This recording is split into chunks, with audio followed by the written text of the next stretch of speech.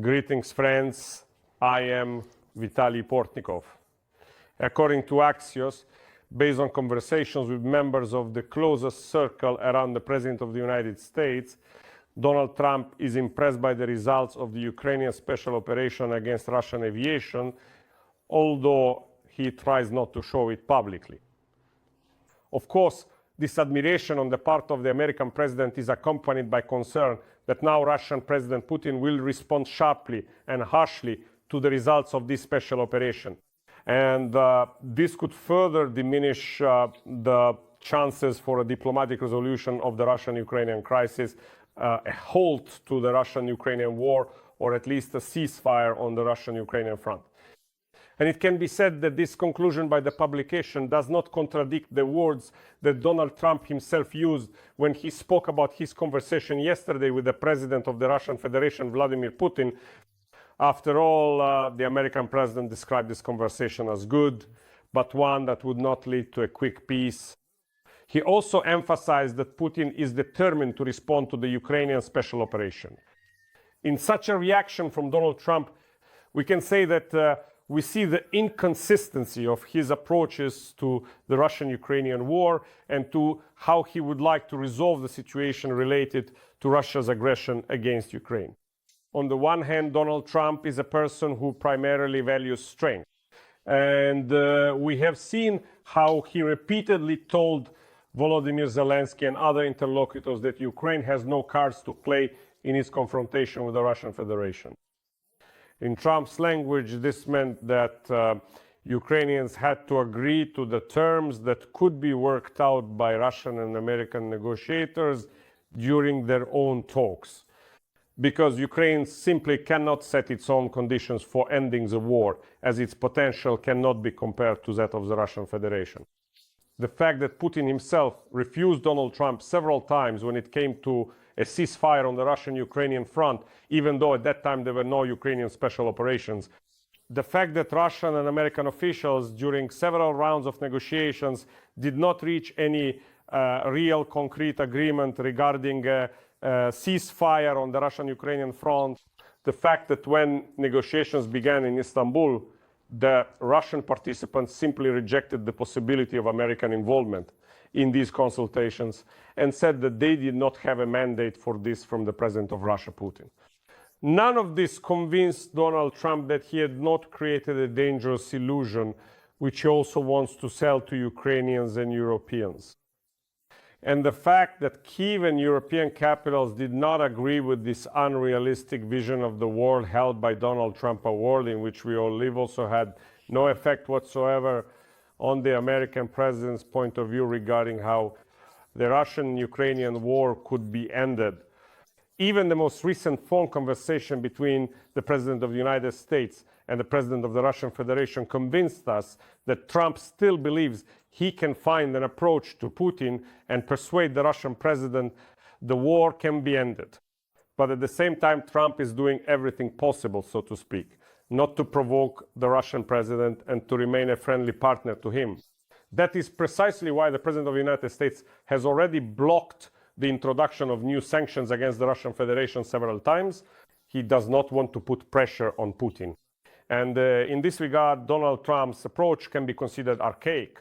After all, this was exactly the approach toward the Russian president before Russia's full-scale war against Ukraine began in February 2022.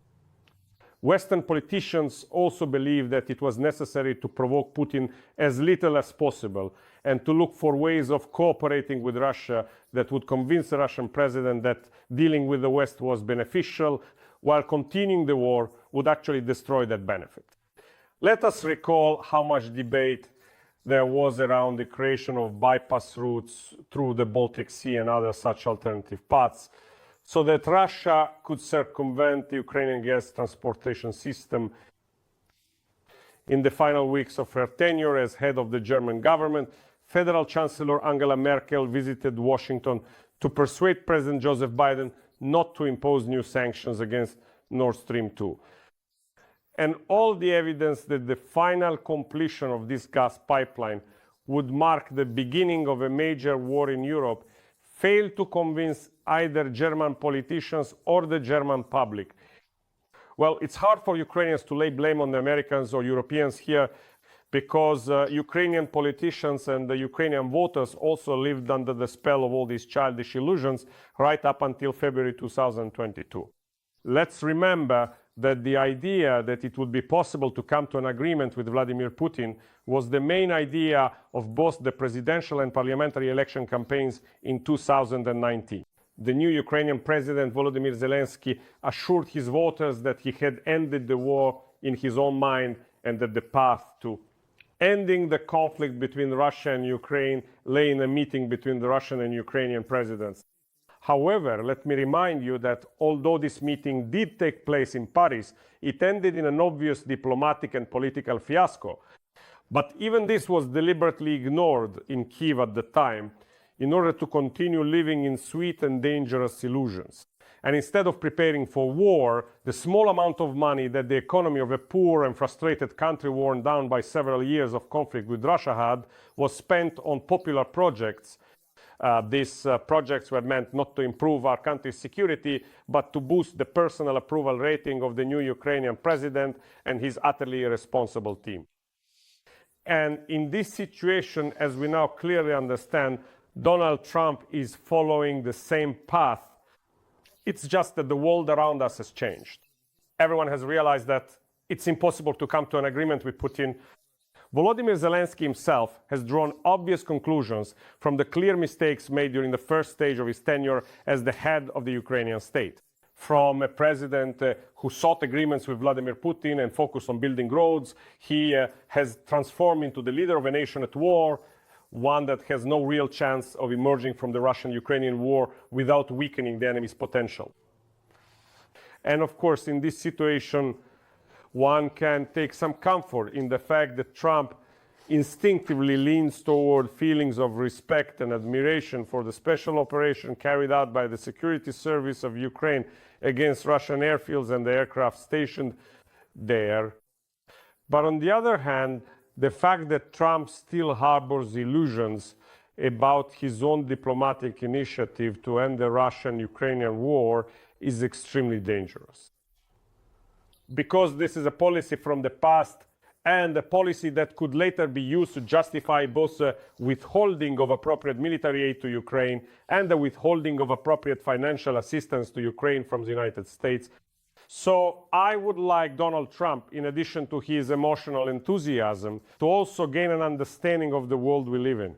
Thank you, friends. Stay on this channel, subscribe, follow me on social media, and on Patreon, buy me a coffee and Donatello to support these resources. Use the sponsorship feature here on YouTube. Victory and peace to you. Good luck.